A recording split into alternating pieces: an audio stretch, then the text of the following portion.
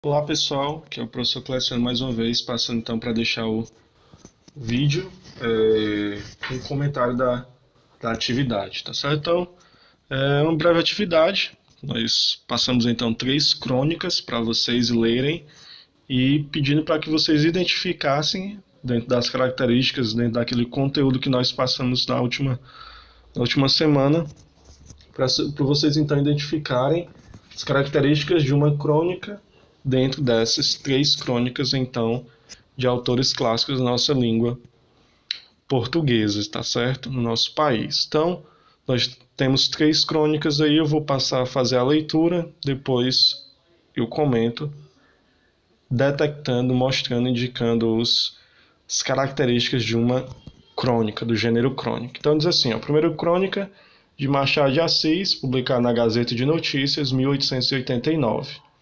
Então, quem nunca invejou não sabe o que é padecer. Eu sou uma lástima. Não posso ver uma roupinha melhor em outra pessoa que não sinta o dente da inveja morder minhas entranhas.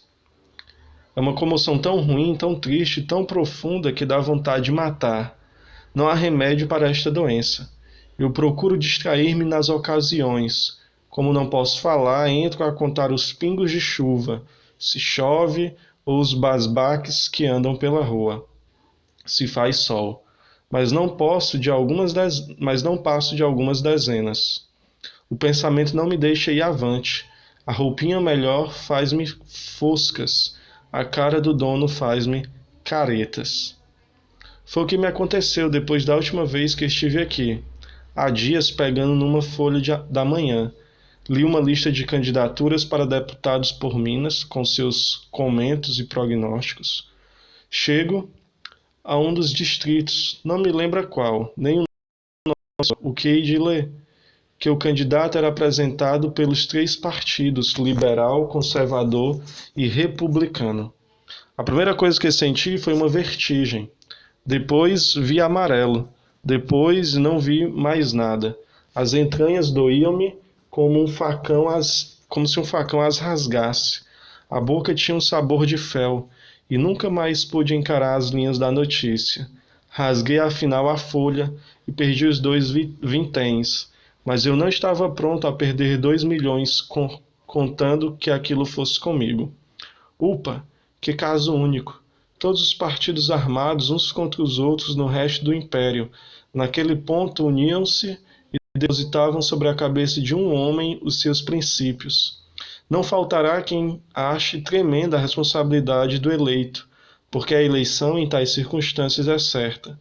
Cá para mim é exatamente o contrário.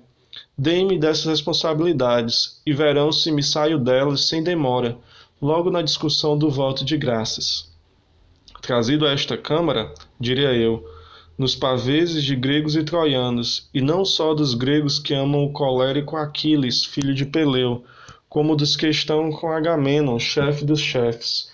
Posso exultar mais que nenhum outro, porque nenhum outro é como eu, a unidade nacional. Vós representais os vários membros do corpo. Eu sou o corpo inteiro, completo. Disforme, não. Não um monstro de Horácio. Por quê? Vou dizê-lo. E diria então que ser conservador era ser essencialmente liberal, e que no uso da liberdade, no seu desenvolvimento, nas suas mais amplas reformas, estava a melhor conservação. Vede uma floresta, exclamaria, levantando os braços. Que potente liberdade, que ordem segura! A natureza liberal e pródiga na produção. É conservadora por excelência na harmonia em que aquela vertigem de troncos, folhas e cipós em que aquela passarada estrídula se unem para formar a floresta. Que exemplo às sociedades, que lição aos partidos! O mais difícil parece que era a união dos princípios monárquicos e dos princípios republicanos. Puro engano. Eu diria, primeiro, que jamais consentiria que nenhuma das duas formas de governo se sacrificasse por mim. Eu é que era por ambas. Segundo, que considerava tão necessária uma como outra, não dependendo tudo senão dos termos. Assim podíamos ter na monarquia a república coroada, enquanto que a república podia ser a liberdade no trono, etc, etc. Nem todos concordariam comigo. Creio até que ninguém, ou concordariam todos, mas cada um com uma parte. Sim, o acordo pleno das opiniões só uma vez se deu abaixo do sol, há muitos anos, e foi na Assembleia Provincial do Rio de Janeiro. Orava um deputado cujo nome absolutamente me esqueceu, como de dois, um liberal, outro conservador, que virgulavam o discurso com apartes, os mesmos apartes. A questão era simples. O orador, que era novo, expunha as suas ideias políticas. Dizia que opinava por isso ou por aquilo. Um dos apartistas acudia: é liberal, redarguia o outro, é conservador. Tinha um orador mais este e aquele propósito. É conservador, dizia o segundo, é liberal, teimava o primeiro. Em tais condições, prosseguiu o novato. É meu intuito seguir este caminho, redarguiu o liberal. É liberal e o conservador é conservador. Durou este divertimento 3/4 de colunas do Jornal do Comércio. Eu guardei um exemplar da Folha para acudir às minhas melancolias, mas perdi-o numa das mudanças de casa. Oh, não mudeis de casa, mudai de roupa, mudai de fortuna, de amigos, de opinião, de criados, mudai de tudo, mas não mudeis de casa. Então, quais são os aspectos nesse texto do Machado de Assis, nessa crônica, que são características de uma crônica? Então, primeiro que é um texto curto, tá certo? É um texto que ele tem um contexto, então ele foi escrito num determinado momento histórico, cultural, político da nossa sociedade, que é o caso aqui do nosso país, tá certo? Final do século XIX, início aí do século XX. Então a gente tem esse texto e esse contexto social, histórico e político. Então, como a gente viu, né, as crônicas, elas são textos do seu tempo, da sua época, por mais que elas possam serem lidas por pessoas de outras épocas. A gente vê aí, ó, 1889, são mais de 100 anos, tá certo? Então, a gente ainda consegue, através dessa crônica, recuperar também os aspectos históricos. Então, a gente tem um texto curto, uma certa crítica, tá ok? Foi escrito, né, foi publicado em um jornal, Gazeta de Notícias. Tem um personagem, poucos personagens na realidade, né, um narrador aí, personagem, com esses outros personagens então aí, que participam desses debates, dessas conversas entre um deputado que é conservador, liberal e republicano. Então ele faz essa conversa aí apontando como poderia ele também defender todos esses aspectos, essas linhas políticas mesmo sendo opostas e contrárias. E no final nós temos um sarcasmo e uma ironia, algo até mesmo cômico, que a gente viu que o gênero crônica está dentro da crônica, o gênero crônica está dentro, muito próximo, né, aos gêneros jornalísticos, e também a gente viu que pode ser um texto que tem a sua comicidade, a sua parte que leva ao riso, aquilo que é engraçado, tá certo? Então, mudei de tudo, mudei de qualquer coisa, menos de casa, né? Porque aquele texto havia, então, se perdido. Vamos ver a próxima crônica da Clarice Lispector. A gente vai ver que é bem mais curto, ó. Diz assim, ó.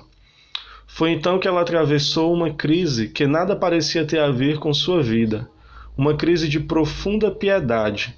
A cabeça tão limitada, tão bem penteada, mal podia suportar perdoar tanto. Não podia olhar o rosto de um tenor enquanto este cantava alegre. Virava para o lado o rosto magoado, insuportável por piedade, não suportando a glória do cantor. Na rua, de repente, comprimia o peito com as mãos enluvadas, assaltada de perdão. Sofreu sem recompensa, sem mesmo a simpatia por si própria. Essa mesma senhora que sofreu de sensibilidade, como de doença, escolheu um domingo em que o marido viajava para procurar a bordadeira. Era mais um passeio que uma necessidade.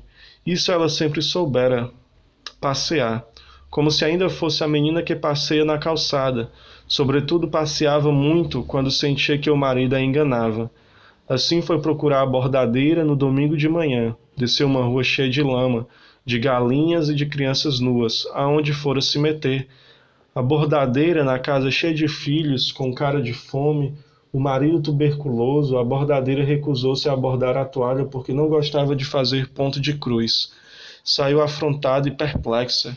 Sentia-se tão suja pelo calor da manhã, e um de seus prazeres era pensar que sempre, desde pequena, fora muito limpa. Em casa almoçou sozinha, deitou-se no quarto meio escurecido, cheia de sentimentos maduros e sem amargura. Oh, pelo menos uma vez não sentia nada, senão talvez a perplexidade diante da liberdade da bordadeira pobre, senão talvez um sentimento de espera, a liberdade. Até que dias depois a sensibilidade se curou, assim como uma ferida seca. Aliás, um mês depois teve seu primeiro amante, o primeiro de uma alegre série. Então a gente tem aí mais uma crônica. A gente viu também que um dos elementos da crônica é esse aspecto a eventos, né, acontecimentos do cotidiano. Então a gente vê bem presente isso, né, aqui, essa vida cotidiana dessa pessoa, tá ok? Então, uma personagem, poucas personagens, é um texto curto e elementos do dia a dia, né? Então há também uma crítica aí, uma presença de aspectos críticos, né, também nesse texto. A gente não encontra que é uma parte cômica, né, mas essa parte mais reflexiva. E por último, a terceira crônica, O Amor e a Morte, Carlos Heitor Cone.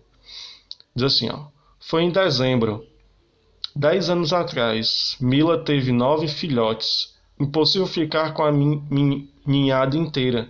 Fiquei com aquela que me parecia mais próxima da mãe. Nasceu em minha casa, foi gerada em minha casa.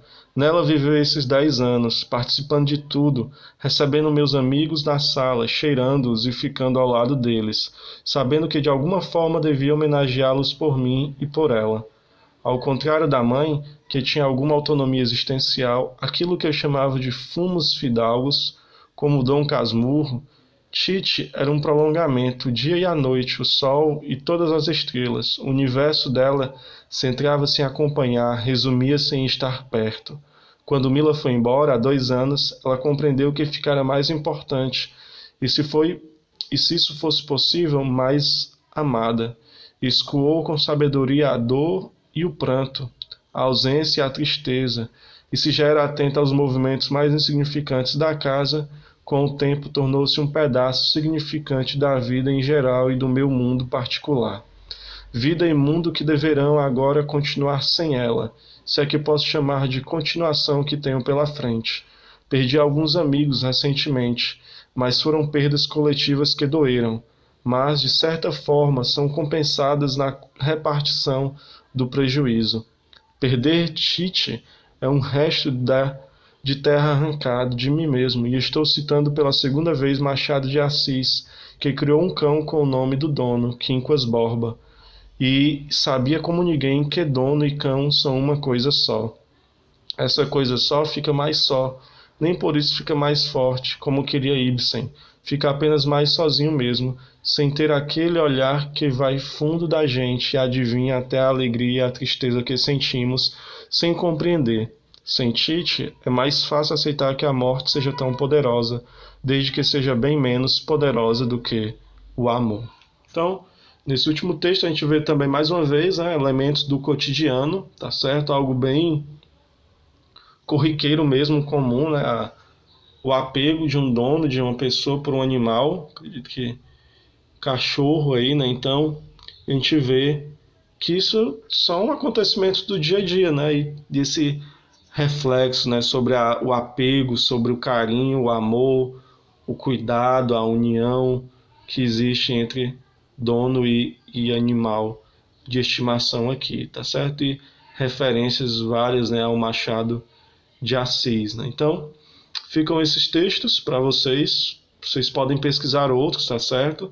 Depois eu gostaria de ver, de ter contato com as crônicas que vocês leram também, tá certo? Então, qualquer dúvida, vocês têm meu WhatsApp, podem entrar em contato. Até a próxima, pessoal. Fiquem com Deus.